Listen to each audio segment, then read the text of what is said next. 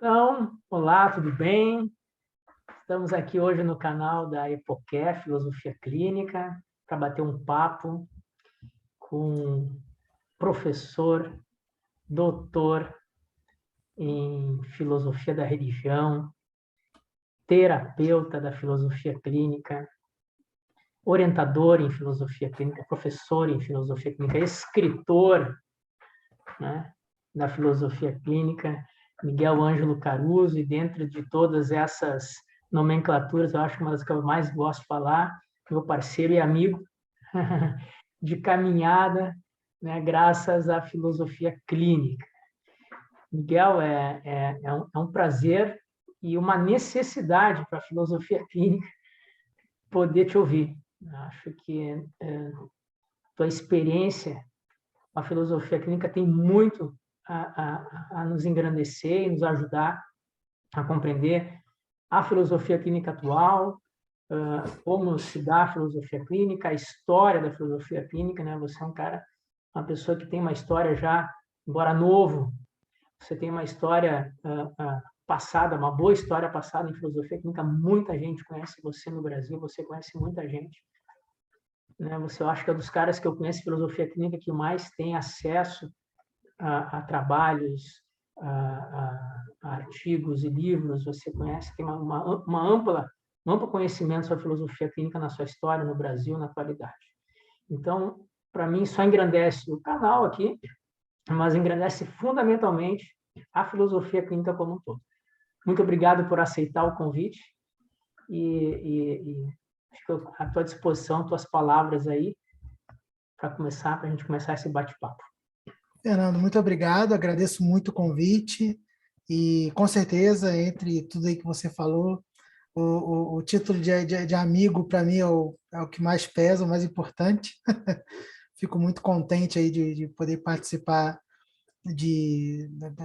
dessa conversa aqui contigo. A gente já teve outras oportunidades em lives e é sempre muito bacana poder trocar uma ideia contigo. A gente vê a filosofia clínica de modo muito próximo, então você é uma pessoa que eu tenho sempre a impressão de que a gente está se complementando na conversa sobre a filosofia clínica. E eu acho que isso enriquece muito para quem ouve e também acho que nós, a gente acaba se enriquecendo e vendo também que, talvez por termos vindo da mesma fonte, que foi o professor Hélio, a gente acaba tendo tantos pontos em comum, né? Embora a gente tenha se formado em turmas diferentes, em locais diferentes, ainda assim a gente consegue ter essa comunhão de percepção da filosofia clínica, de prática da filosofia clínica e de vontade de continuar levando a filosofia clínica adiante, né? Não só com os atendimentos, mas também com a formação. Então é muito bacana, fico muito feliz pela oportunidade. Espero que essa conversa hoje seja tão bom para quem nos ouve quanto vai ser para mim, que eu vou aqui conversar contigo. Muito bem, Miguel. Então vamos começar do início, né? Como uma boa filosofia clínica, vamos começar com a historicidade. Como o Miguel chegou à filosofia clínica, como foi o seu encontro com a filosofia clínica, né? Lá dos tempos iniciais até os dias de hoje. Como é que foi, Que Miguel? ótimo. Eu me formei, fiz o bacharelado em filosofia na Faculdade de São Bento do Rio de Janeiro, que fica no centro do Rio. E quando eu fui fazer a licenciatura, no São Bento na época não tinha, eu fui da primeira turma reconhecida pelo MEC a ser formado lá. E quando eu fui fazer a licenciatura, eu fui fazer em Petrópolis, né? Me mudei para Petrópolis, comecei a estudar filosofia lá. Então eu fui para Petrópolis em 2009, né?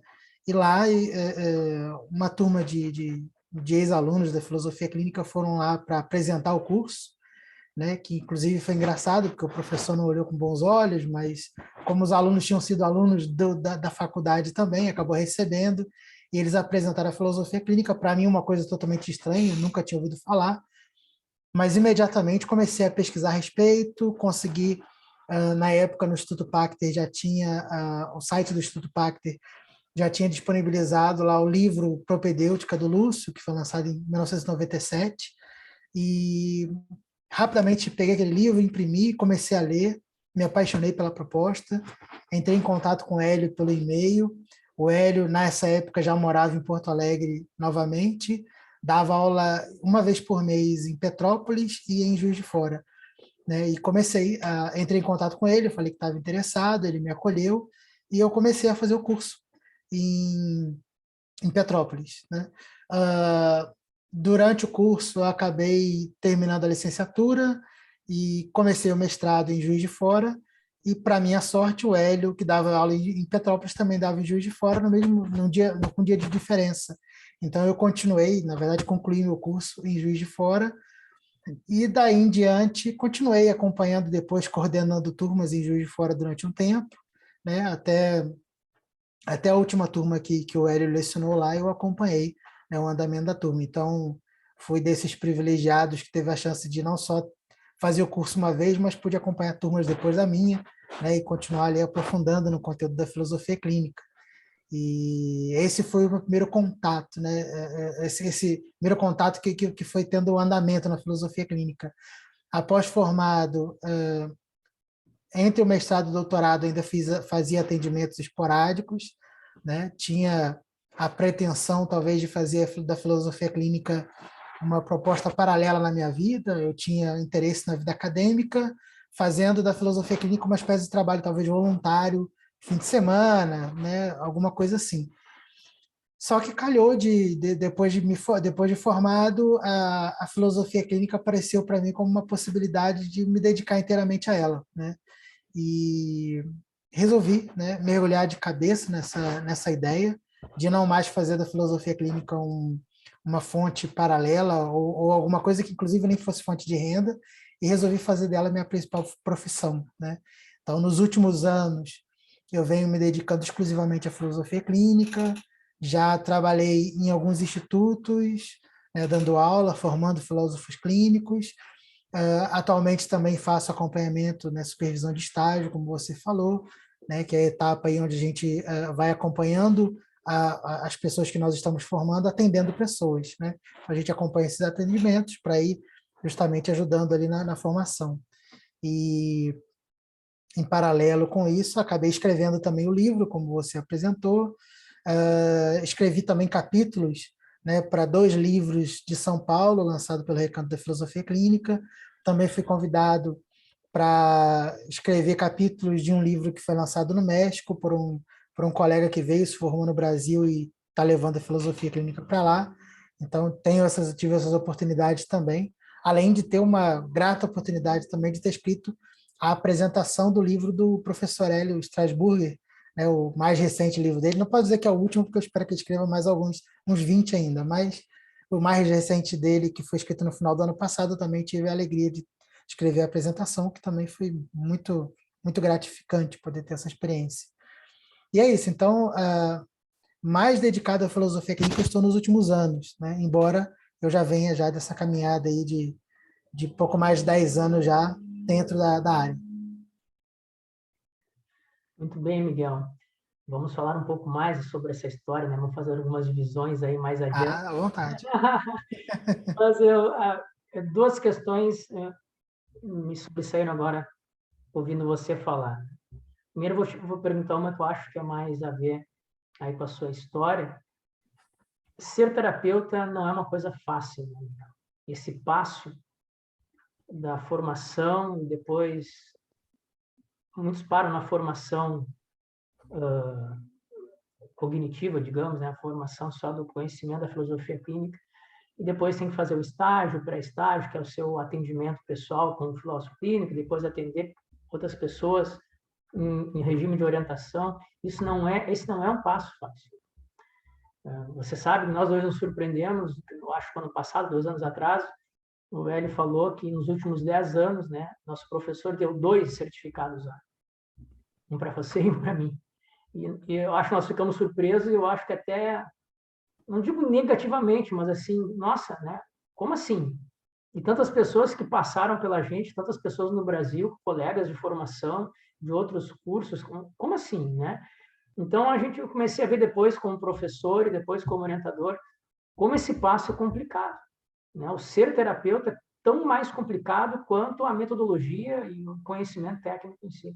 Então, acho que é importante, eu acho, você falar como foi para você, porque tem muitas pessoas que estão nesse estágio agora para serem terapeutas, e acredito que não seja só da filosofia clínica, psicólogos, psicanalistas.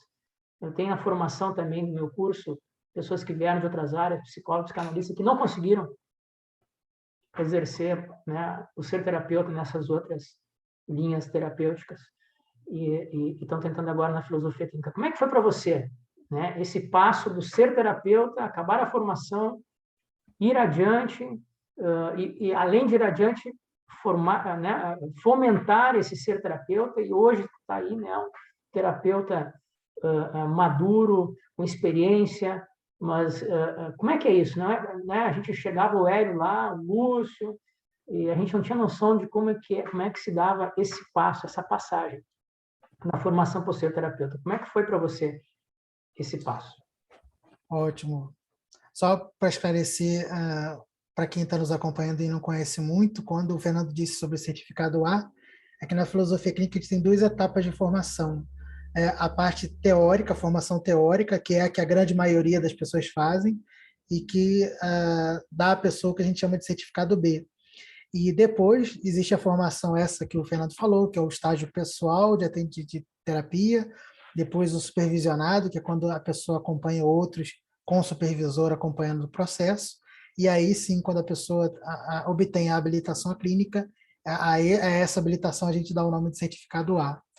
E é interessante você ter comentado sobre pessoas de outras áreas, que quando eu estava ali no início da filosofia clínica, começando a estudar, e ainda estudava na Universidade Católica de Petrópolis, lá fazendo a licenciatura, a moça responsável pelos computadores lá uma espécie o laboratório de informática da faculdade e da Xerox, ela era formada em psicologia, e ela não exercia, ela não quero saber disso. Né? Foi formada, fez lá os 5 anos de formação, e não ficou. E acaba sendo a realidade da grande maioria dos que fazem os cursos de formação. E eu acredito que, no caso da filosofia clínica, essa maioria acaba sendo muito maior até. Né? A filosofia clínica, ela hoje até escrevi um texto a respeito disso, ela é simples na sua estrutura.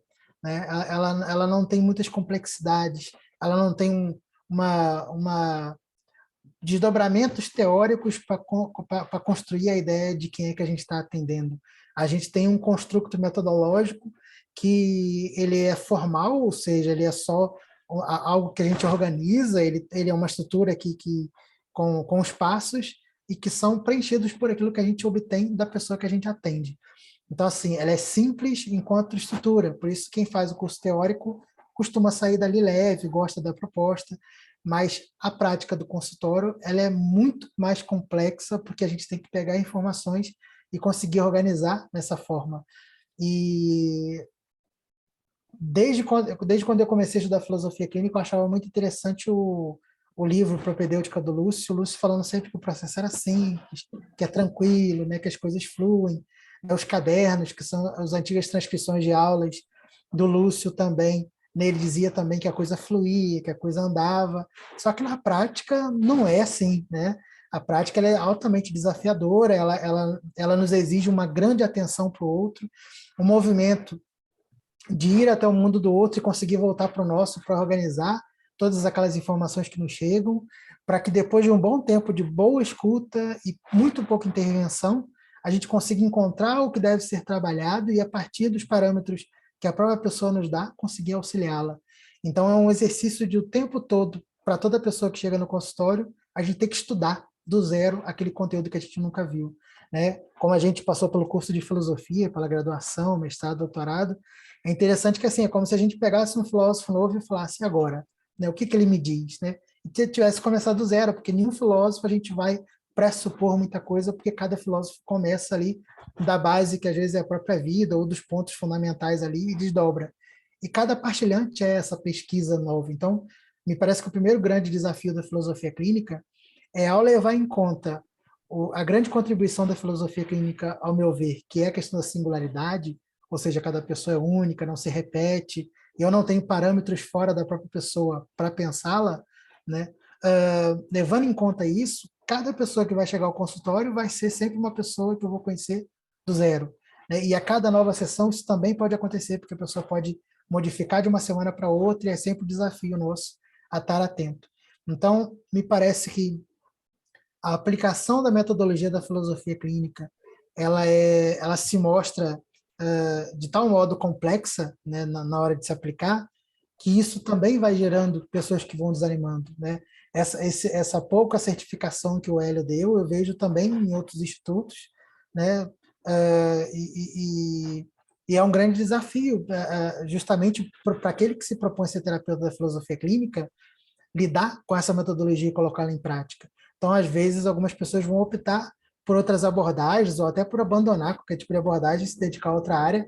Tamanho é o desafio de ter que lidar, né, com a escuta do outro, com o preparo, com a abertura ao outro, né, com um termo que o Hélio usa muito, que é a postura aprendiz, né, de estar ali o tempo todo como um grande aluno da pessoa a quem a gente está atendendo para conseguir aprender sobre ele, né? E eu vejo, nesse tempo que eu tô na filosofia clínica, as turmas que eu acompanhei do Hélio, e depois acompanhando turmas dando aula também, a gente vai vendo que o curso dura de 1 ano e meio a 2 anos, a parte teórica, né? Metodologicamente, ali, pelo menos a explicação teórica, ela é simples, né? Mas a segunda etapa, que vai requerer justamente todo esse processo de conseguir ir ao mundo do outro, voltar para o próprio, suspender as nossas verdades, os nossos prejuízos, entender como o outro funciona para ajudá-lo, acaba sendo uma formação à parte, é um complemento, na verdade, quase que um outro curso que a gente faz na própria filosofia clínica para conseguir entender e aprender. Então, eu acho que diante de todo esse desafio de compreensão do outro, de respeito, de ética, né, de seriedade de um trabalho, algumas pessoas acabam desanimando no caminho, né, não levando a sério, e sem levar, e levando em conta também que, em paralelo a isso, pelo fato da filosofia clínica, embora já esteja aí há mais de 25 anos no Brasil, né, embora ela já tenha esse tempo todo, ela ainda não é tão reconhecida como outras áreas terapêuticas, o que leva também a uma dúvida, uma desconfiança de quem exerce o trabalho como filósofo clínico, de como é que ele vai viver, né, disso, né, de como ele vai receber pessoas que atende, que a gente chama de partilhante, como é que a gente vai ter o número suficiente de partilhante para conseguir, né, sustentar, pagar nossas contas, né? E isso também é um outro desafio, né? De que modo uma área que ainda está engatinhando para ter o reconhecimento público, né? Como é que a gente vai conseguir levar lá adiante, né? A gente consegue, como terapeutas, você e eu, a gente já consegue ter o número de partilhantes que vai completando ali o nosso consultório, porque as pessoas vão indicando umas às outras. Agora, atendendo online também, a gente acaba também tendo um espaço, né, um público geograficamente muito mais amplo, e para nós que já temos um tempo, né, de terapia, a gente ainda tem esse desafio, né, embora consigamos aí manter nossa agenda com bastante partilhante. Você imagina quem começa e tem que se propor em algum lugar que, às vezes, o que vai predominar é qualquer outro tipo de terapia que não seja filosofia clínica. A psicanálise já está consolidada, as psicologias, de um modo geral, também estão. As terapias holísticas, talvez hoje ainda tenham muito mais nome até do que a filosofia clínica. Então, assim, com essas áreas todas, a gente vai apresentar uma área que tem um grande desafio na prática para obter a habilitação, né? E também ainda não tem tanto reconhecimento. Então, é um grande desafio. Para aqueles que se dedicam, os resultados e a experiência sempre se mostram muito gratificantes. Né? Como a gente tem colegas aí espalhados pelo Brasil que estão aí na filosofia clínica. O Hélio, por exemplo, está há 26, 27 anos já atendendo. A gente já tem aí, já está indo para uma década de atendimento. Então, assim, para a gente vê que é possível, que dá para ter resultado, dá para se estabelecer, dá para aprender e conseguir colocar em prática o método, mas para aqueles que começam, às vezes, é um grande desafio, uma grande dificuldade, mas que superada essa dificuldade também, os frutos costumam ser muito bons, né? Muito gratificantes. Muito bem, Miguel. Dentro da filosofia clínica como um todo, tudo isso que você falou, né, da similaridade, né, também vejo a filosofia clínica como muito contracultural, né, em relação às outras terapias, muita coisa. Né? Mas o que chamou a atenção em você, a filosofia clínica, quando você conheceu mais? Esse aspecto aqui, né, foi que me chamou a atenção e continuar seguindo, procurando a filosofia clínica. Quando eu conheci a filosofia clínica, eu acho que o que mais me chamou, duas coisas me chamaram muita atenção. É ver um método que consegue ser construído a partir daquilo que eu, tendo terminado o bacharelado, só tinha visto do ponto de vista teórico. Não que a gente não discutisse isso no mundo, na prática, que isso não constituísse uma visão de mundo para nós, mas ainda assim, pegar uma abordagem terapêutica que conseguisse abranger 2.500 anos de filosofia e conseguir transportar aquilo para o atendimento cotidiano. Acho que isso foi um ponto muito interessante. O segundo ponto que eu acho que foi muito interessante, acho que eu elencaria três. O primeiro foi esse. O segundo, a simplicidade como ela era apresentada, né? Por isso eu acho que me chamou tanta atenção essa questão dela ser simples. Ela é complexa na prática, ela é difícil, ela é exigente, mas ela é muito simples, porque a gente vai nos elementos mais elementares daquilo que aparece na outra pessoa, né? Então a gente vai pegando um exemplo muito tranquilo que se a gente pega uma pessoa às vezes angustiada, na filosofia clínica às vezes a gente consegue tirar essa pessoa da angústia, não tentando trabalhar onde é que isso aconteceu na infância, onde é que a fonte disso veio da adolescência, como é que isso estruturou às vezes no bullying que ela sofreu na escola. Às vezes uma pessoa angustiada ela só precisa sentir às vezes o sabor de um café, né? Ou um abraço. E ela vai das ideias abstratas, das ideias complexas, para as sensações, e ela já ameniza aquilo e às vezes consegue trabalhar aquelas questões que ainda continuarão ali, mas de um modo mais leve. Então, caminhos assim de trabalho com a pessoa no consultório foi uma das coisas que foi a segunda coisa que me chamou muita atenção. E a terceira,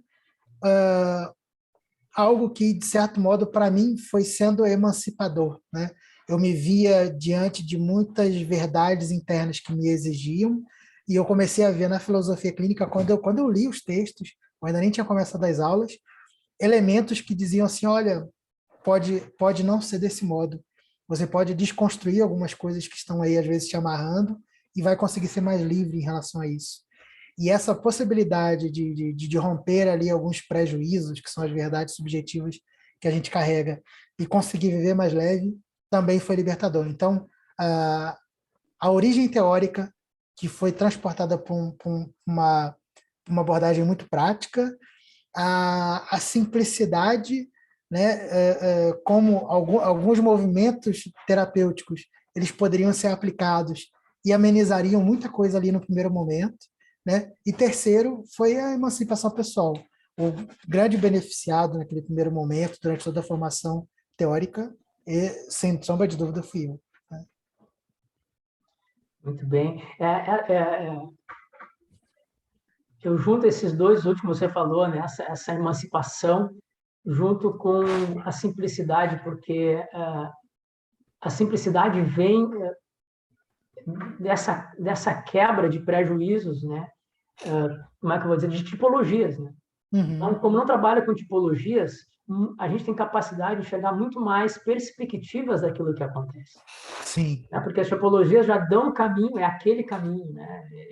Eles não deixam que a gente tenha perspectiva de que as coisas podem ser mais simples, às vezes mais complexas, mas uma complexidade visível, não invisível, não por trás de alguma coisa, né? Não no tal do inconsciente, mas não, uma complexidade, a gente consegue enxergar o complexo na filosofia clínica, mas de forma ampla e conectada. É muito interessante. Né? Então, ao mesmo tempo que ela pode ser complexa, ela é libertadora, porque a gente não precisa de tipologias extras para tipologizar um comportamento, um sentimento, uma emoção.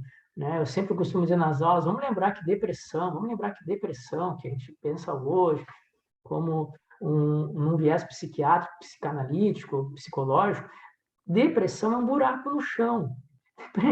É isso. Depressão é um buraco no chão. A gente está na estrada, no carro, assim, aqui nas praias do sul, aqui tem, assim, as ruas tem, entre uma via e outra, tem um buraco, né? Tem uma placa lá dizendo assim, ó, cuidado, depressão, para a gente passar devagar. Isso é depressão. A depressão que a gente tipologiza, ela é uma metáfora, ela não existe.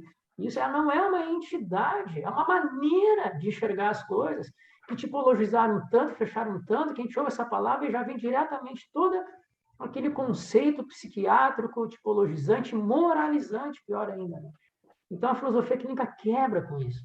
A pessoa até pode vir com a depressão para cima da gente, ser que está deprimido, ok, mas quando a gente for conversar sobre essa tal depressão, a gente vai chegar de uma forma muito mais ampla, complexa que seja, mas sem definições que sejam importantes, né, para aquela pessoa. Então, esse caráter libertador, para mim, ele está muito... E o Lúcio foi fantástico aí, né, nesse sentido. É um método que permite que a gente não precise usar tipologias para reconhecer certos comportamentos, certos dramas existenciais. Exatamente. Eu já comentei com alguns alunos meus que, assim, a filosofia clínica, quando a gente está dando aula, por exemplo, as pessoas têm que tomar cuidado para não tomar os exemplos que damos em aula como situações em que tudo que for parecido com aquilo deve se tomar como caminho, né? E que a filosofia clínica ela é uma grande abertura para as possibilidades. Então, a partir do momento em que eu rompo com as tipologias e eu começo a me abrir para as possibilidades de ser de cada um, né? Isso me tira algumas amarras, às vezes, diante de qual problema, qual é a solução, de como é que eu ajo diante de algumas situações, e eu consigo ficar aberto muito mais a aprender do outro. E um outro ponto dessa questão das possibilidades, como você apontou aí, como a gente não tem o critério, por exemplo, de saúde e doença, até mesmo porque ser saudável implicaria um modelo de saúde e um modelo de alguém doente, né? E esse doente seria algo a ser extirpado, né? Como a gente não tem esse parâmetro, a gente acaba acolhendo tudo como uma possibilidade humana de ser. Né? Então, assim, é claro que uma pessoa, por exemplo, com câncer, ela vai fazer o tratamento médico, ela vai se cuidar, mas quando o filósofo clínico deixa de ver o câncer somente como uma doença a ser tratada e começa a trabalhar aquilo que se chama de câncer dentro da estrutura total de uma pessoa, ele consegue encontrar caminhos que provavelmente a medicina não vai encontrar, porque a medicina vai estar apontando ali para o tumor e vai estar tentando bombardear o tumor com quimioterapia, com radioterapia, com cirurgia. E o terapeuta vai estar fazendo o quê? Vai estar acolhendo o que naquela estrutura como um todo da pessoa está implicando lidar com aquilo ali, de que modo ele lida com a dor, de que modo ele lida com aquilo. E para algumas pessoas, às vezes, o que se tem como uma doença e como uma coisa triste, às vezes foi condição para que a pessoa se libertasse, às vezes, de um monte de coisa interna que ela tinha, um perdão que ela precisava dar, um modo de se ver diferente que ela precisava. Às vezes, para aquelas pessoas, às vezes, que tem uma relação com a fé, às vezes é um momento de abertura para a própria fé, né? Ou até com rompimento da própria fé. Então, esses movimentos, eles são viáveis. E outro ponto também muito interessante para a gente levar em conta nessa questão das possibilidades é que, assim, ainda que nós venhamos a atender, sei lá, por 20 anos, e todas as pessoas apresentem, vamos supor, todo homem que nós fomos atender em situação de separação, né, a gente vê coisas parecidas durante os 20 anos de atendimento, ainda assim a gente vai ter que ficar aberto para um motivo, uma causa ou alguma coisa diferente naquilo ali. Então, por mais que as estatísticas nos mostrem caminhos que foram muito parecidos que nós possamos ter feito no consultório para ajudar alguém em determinadas situações, ainda assim, a partir do momento que a gente se fecha para 1% que aparecer diferente, a gente já esqueceu a singularidade. Porque a ideia nossa é o tempo todo estar aberto para o caso de toda pessoa que aparecer no consultório ser aquele 1% diferente dos demais. E assim, levando em conta esse ponto, a gente não fica mais com o olho aberto só para aquilo que aparece de comum em cada pessoa, mas fica aberto justamente para aquilo que vai aparecendo de diferente em cada pessoa, que acaba sendo todo, né? A gente acaba ficando assim, a gente deixa de construir um filtro mental para lidar com pessoas com sintomas parecidos e começa a ver todas aquelas pessoas sempre com um possível algo a mais que a gente ainda não está vendo. E essa abertura, essa postura de aprendiz, essa postura de estar aberto, constitui aquele desafio que a gente comentou, que eu comentei antes, né? E, ao mesmo tempo, também a grande beleza do consultório, porque as pessoas se sentem muito acolhidas no que são e não se encaixando em modelo nenhum. Então, a gente pode...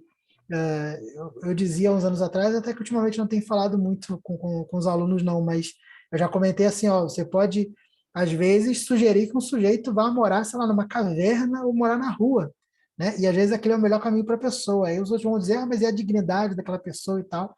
Olha, a gente não está construindo modelo, né? Se há uma possibilidade, aquele é o caminho para a pessoa, às vezes virar andarilho, morar na rua, tudo isso pode ser, às vezes, o único caminho que a pessoa encontrou e que vai lhe fazer bem, né? Eu acho que foi o Hélio que comentou uma vez, né? Ele que já atendeu em muitos hospitais psiquiátricos, né? De uma pessoa ter dito, olha,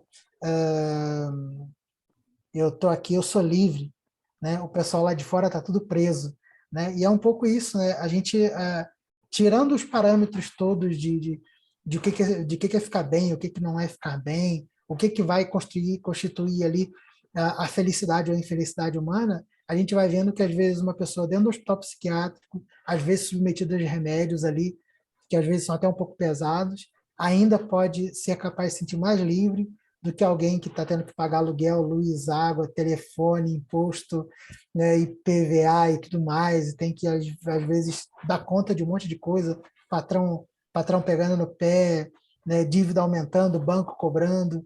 Então, às vezes, o que a gente considera liberdade, às vezes é uma prisão sobre outros aspectos para cada pessoa, né? Do mesmo modo, a gente vai levar em conta, esse é um exemplo que o Hélio deu, né?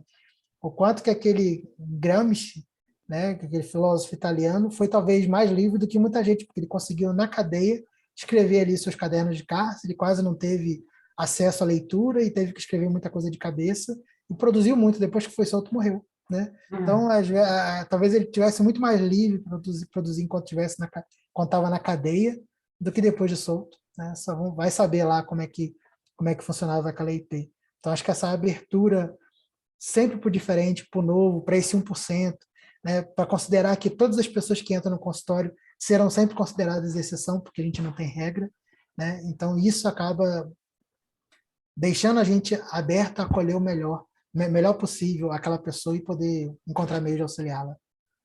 A filosofia clínica convida, né, a gente, terapeutas, a exercer a nossa plasticidade, né, a nossa flexibilidade enquanto terapeutas. Por não ter teorias sobre o ser humano, sobre como deve se viver, né, é uma metodologia formal, como você disse, né, vazia, que vai ser preenchida pelo outro. Nós temos que, nós mesmos, para encontrar cada um na sua singularidade, exercer as nossas singularidades enquanto terapeuta. Miguel, eu queria fazer uma pergunta que, como você também é outra quebra de paradigma, né? Como eu falei, você deu esse passo como terapeuta, hoje é um terapeuta, né? Já há quase uma década, então, quer dizer, né? Fixado já nesse papel existencial, mas também tem um paradigma muito grande na filosofia clínica de filósofos, né? Filosofia clínica não é filosofia. Então, algumas pessoas, eu deixo bem claro no módulo 1 do curso, que nós não vamos ver filosofia, eu também sou formado, adoro filosofia, mas filosofia clínica não é filosofia. Ela é prática terapêutica. Quando a gente falar em filosofia clínica, vamos pensar em psicologia, psicanálise, terapias alternativas e tudo mais. Nós vamos pensar em filosofia. É que o nome confunde. E isso também acho que confunde, ou confundiu, muitas pessoas que foram tentar ser terapeutas da própria pessoas, doutores em filosofia, mestrado, pessoas que estavam dentro da filosofia acadêmica, e encararam a filosofia clínica como filosofia e aí não conseguiram ser filósofos clínicos, né? Então, como é que é a sua relação entre filosofia, né? Você é um doutor em filosofia da religião, grande professor de Heidegger, né? Sempre me acolho em você quando quero saber alguma coisa sobre Heidegger. Então, você explica muito bem, né, essas questões filosóficas. Então, como é que é essa relação? O Hélio muito falava isso nos cursos, nas aulas, né? Olha, o cara é uma grande pessoa, que tinha grande potencial, mas não conseguiu dividir, separar a filosofia da filosofia clínica, né? E você é um praticante filosófico, você escreve, você... Então, mais, né? Normalmente, grandes, ou quando você se torna grandes filósofos, parece que escolhem um papel existencial, alguns confundem, não é fácil, não é porque filosofia clínica não é filosofia, mas ela convida a esse exercício do filosofar. Mas é um filosofar terapêutico, né?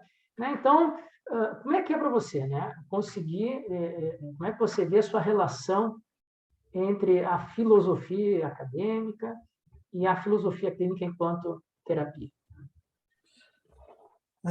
Boa pergunta. Do lado da filosofia, assim como você falou, você gosta, eu também gosto, né? Tanto que a gente continua as pesquisas aí, fizemos mestrado, doutorado na área. Eu ainda leio filosofia clínica também, produzi alguma coisa. Ultimamente não tenho produzido tanto, mas já produzi mais. E a filosofia, ela acaba sendo assim um exercício de diálogo muito com os filósofos, principalmente aqueles que já morreram, né, com os livros, e a gente constrói percepções de mundo, a gente amplia nossos horizontes. Então acaba sendo assim, o estudo da filosofia acaba sendo um enriquecimento pessoal. Eu vejo muito por esse lado, né? Então, assim, quando eu leio Heidegger, por exemplo, ele me ajuda a entender como foi nas pesquisas a religião, né, a expressão humana e tudo mais, mas sempre para enriquecer o meu ponto de vista do mundo, né? Então, há um enriquecimento teórico, né? E esse enriquecimento me ajuda a pensar coisas, a pensar minha realidade, a pensar a mim mesmo, e isso é fantástico. Porém, quando a gente vai para a filosofia clínica, eu sempre tenho muita convicção assim que a filosofia clínica é um método, né? Por isso ela é formal, ela é vazia de conteúdo e ela é preenchido pelas pessoas, né? Que a gente atende no consultório. A filosofia clínica também, eu posso ler um filósofo à luz da filosofia clínica, né? Então ela acaba sendo uma espécie de meta-filosofia, né? Alguma coisa assim, sempre alguma coisa que está por trás. Então assim, ela vai mostrar qual é a estrutura, por exemplo, vamos supor que eu fosse ler filosofica, clinicamente um filósofo. Eu iria tentar entender quais elementos da estrutura daquele filósofo, estrutura interna dele, foram utilizados para ele construir aquela noção dele. Então a gente vai ver, por exemplo, que o Nietzsche tem uma forte vertente axiológica. Então aquele que busca superar os valores, né, acaba sendo um autor altamente valorativo das coisas, né? Então, aquilo que ele tenta subverter, ele acaba também construindo a seu modo, né? Então, a gente começa a ver, por exemplo, Marx. Marx ele tem um ponto de vista de uma visão de mundo a partir do qual ele constrói as suas noções. Então, a gente vai vendo que esses autores eles têm uma estrutura interna que, que, que independente de quanto eles mudarem a filosofia deles, os elementos formais que eles têm, que os constituem, é o que dá o passo.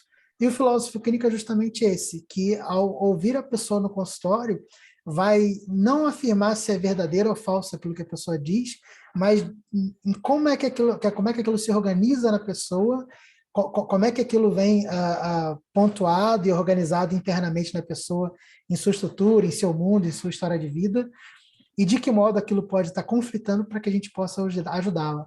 Então, assim, podemos dizer que, em alguma medida, a filosofia clínica ela tem uma postura filosófica, algo que você também já destacou, né, que a filosofia clínica talvez seja a única área terapêutica que toma a fenomenologia não como pressuposto teórico, mas como uma prática, como uma postura do filósofo, porque nós acolhemos as coisas tal como aparecem e nós organizamos somente, a gente não interpreta.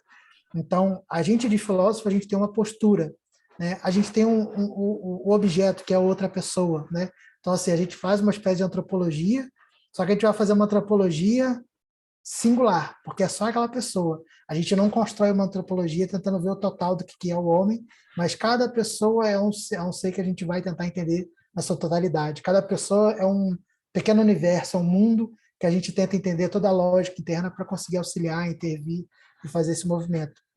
Então, se eu fosse fazer uma diferenciação básica, a filosofia, ele é um estudo que nos aprimora no modo de como vemos o mundo, pensamos o mundo, ou até negamos o mundo, se for o caso, dependendo da filosofia, né? E a filosofia clínica, ela é uma postura de compreensão do outro e a partir dele conseguir fazer caminhos, né? Então ela é muito mais uma metodologia do que propriamente uma construção teórica a respeito do outro. Então seria essa basicamente o modo como eu dividiria. Muito bem, Miguel. Então vamos falar agora, começamos a ir para o final, mas vamos falar agora então sobre produções, né, Miguel? Temos aí primeiro o seu livro, né? Introdução à Filosofia Clínica, Miguel Ângelo Caruso, da editora Voz. Eu vou ler aqui atrás rapidamente o que você escreveu na contracapa.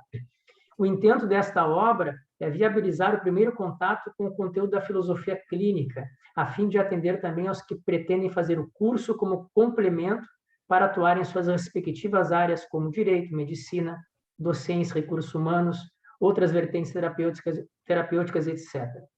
Também os que não interessados em cursar essa especialização têm o propósito de conhecer esse novo paradigma e até utilizá-lo como meio de autoconhecimento.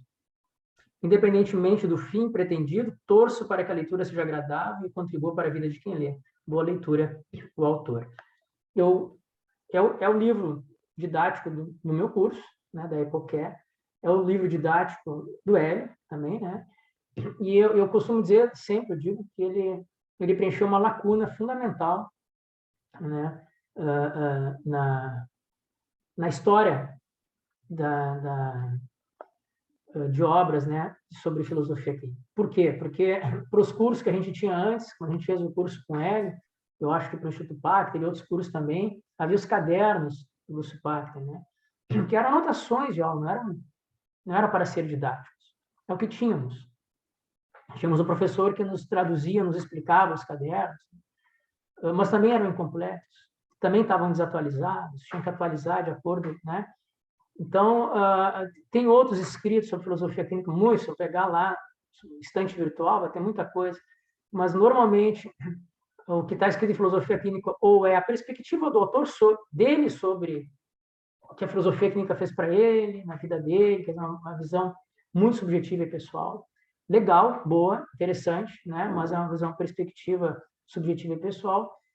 E outros, algumas obras até de compêndios, mas também com vieses já ou filosóficos, né, ou das próprias pessoas que escreveram, e aparecer ali mais as características, a estrutura daquele que escreveu, né, do que propriamente a metodologia em si.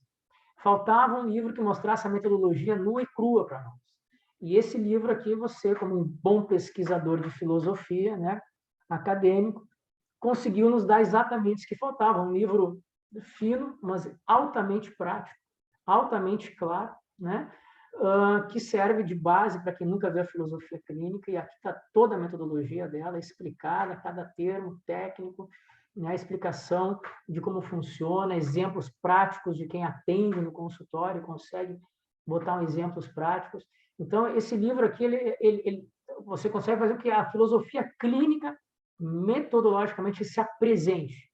É uma pesquisa que você fez em várias outras obras de filosofia clínica para atualizar ela e mostrar hoje.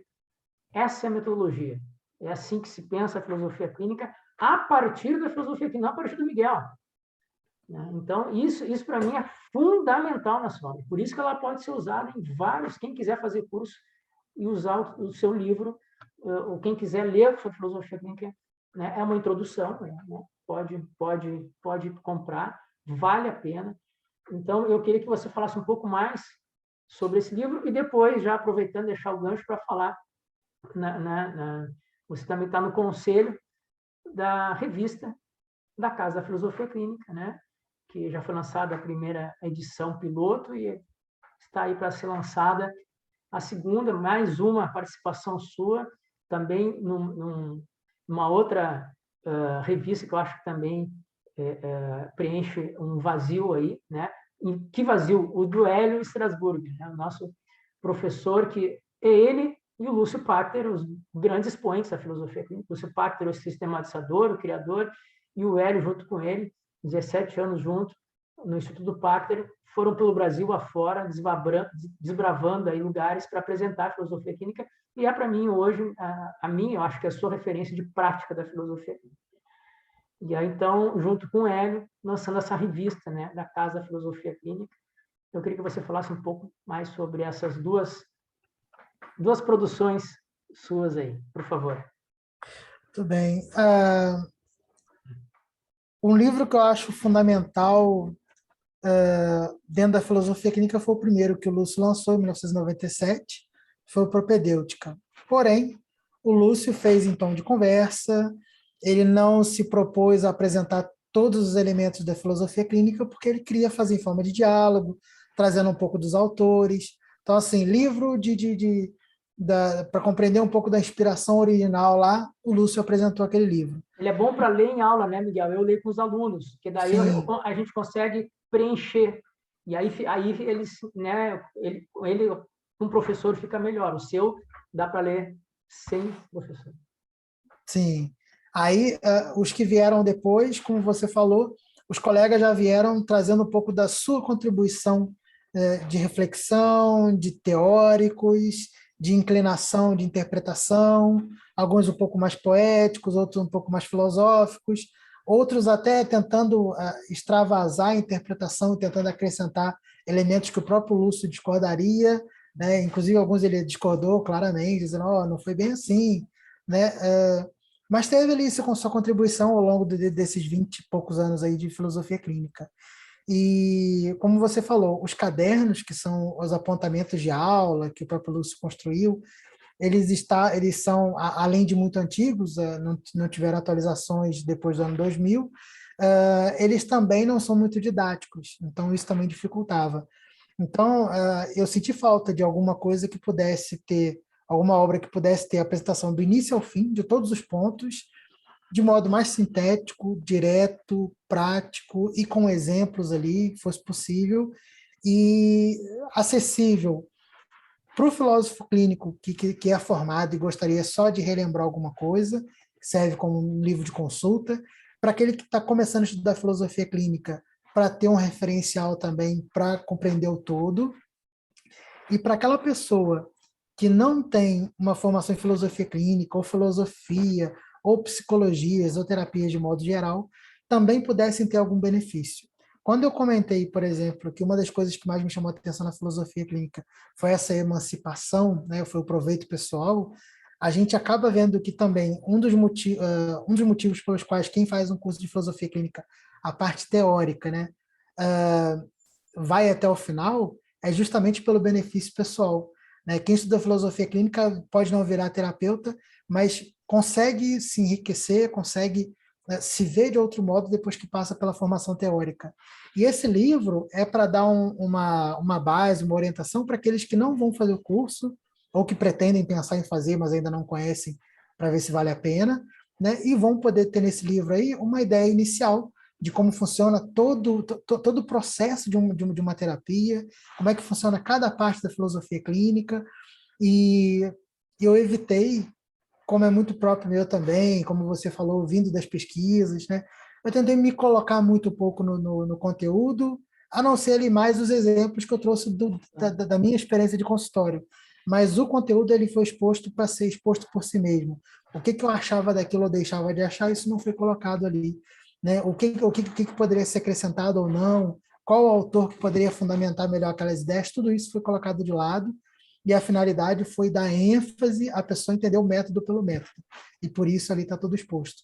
Ele é sintético, pretende abarcar a filosofia clínica de quando a pessoa chega no consultório até a pessoa ir embora, toda a formação do filósofo clínico, todos os elementos que fundam o método, e manter uma compreensão o mais didática e acessível possível. Então, assim, como o Fernando falou, tem todos os conceitos da filosofia clínica, só que eles são apresentados capítulo a capítulo.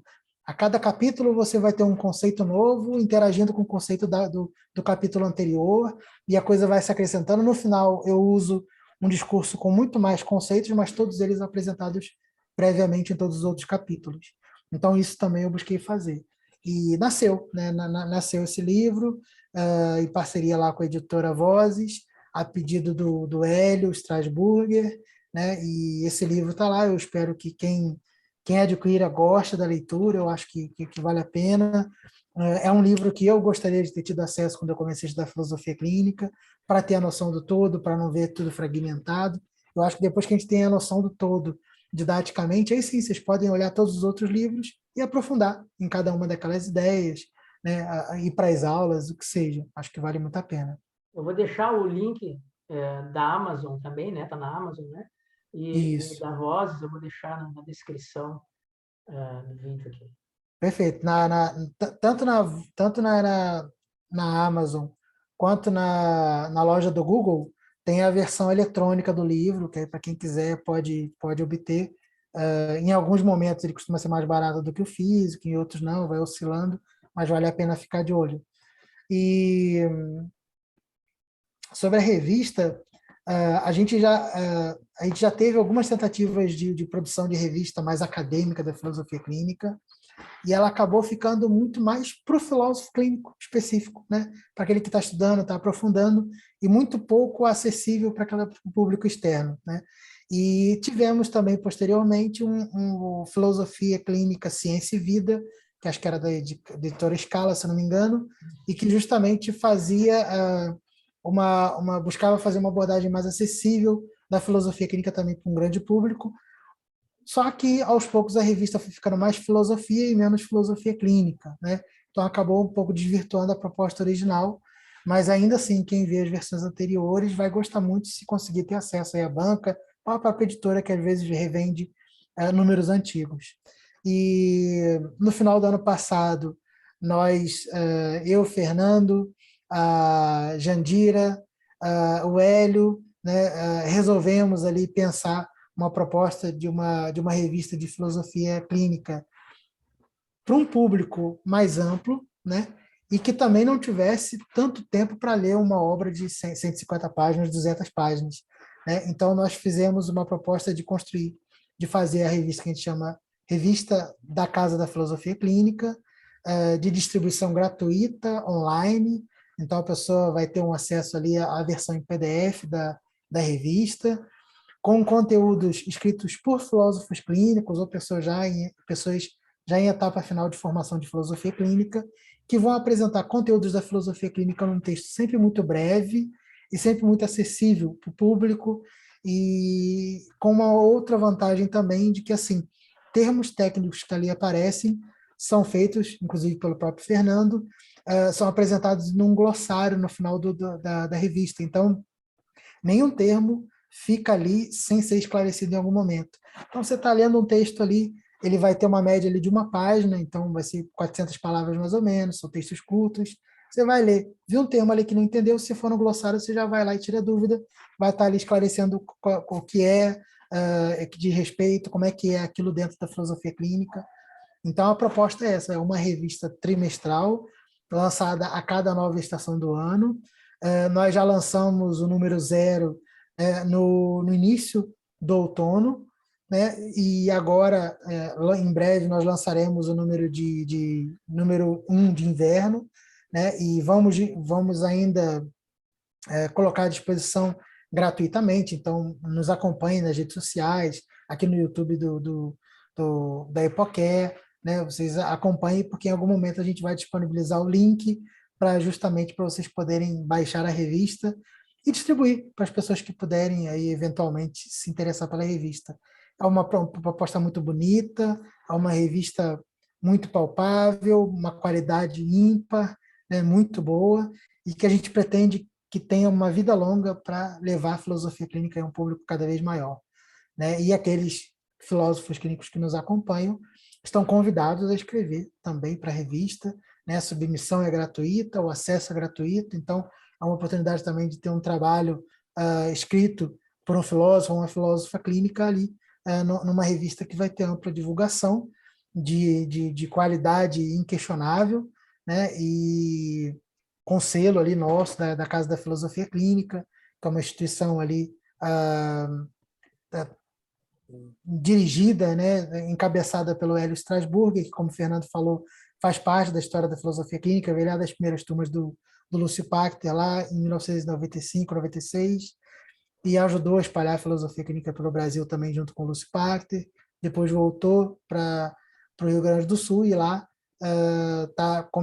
começou e continuou a Casa da Filosofia Clínica também. Então é isso. Muito bem. Nós temos um time, né, Miguel, dos ex-alunos do Hélio aí, que conseguimos certificado A, eu, você, o Paulo, a Dioneia, né, falei com ela no vídeo anterior, o Fabiano, né, e então também a revista, ela propicia para quem quiser entrar em contato, de repente, até para terapia ou para conhecer mais, de vários filósofos, não só nós aqui, mas de outros do Brasil, né? Então, ela também é um polo ali, né, de informação e de acesso, né, hoje por e-mail. Se não tem um e-mail ali, entre em contato no e-mail da revista, a gente passa o contato, né? Hoje tem essa facilidade de poder conhecer vários filósofos clínicos do Brasil.